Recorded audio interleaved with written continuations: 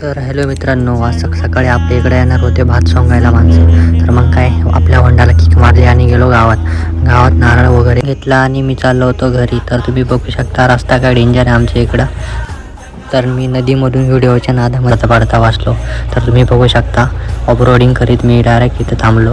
तर बघू शकता तुम्ही रस्ता काय डेंजर आहे आमच्या इकडं. तर मग काय घरी पण आलो, मग घरी गाडी वगैरे लावली आणि गेलो शेतात, नारळ वगैरे फोडला. माणसं पण भात कापायला सुरुवात झाली. मग काय मी पण गेलो दुसऱ्या शेतामध्ये, तिथं टोमॅटो तोडत होते. मग तुम्ही बघू शकता मी जायच्या आत तिने अर्धे वावर टोमॅटो पण तोडून ठेवलेले होते.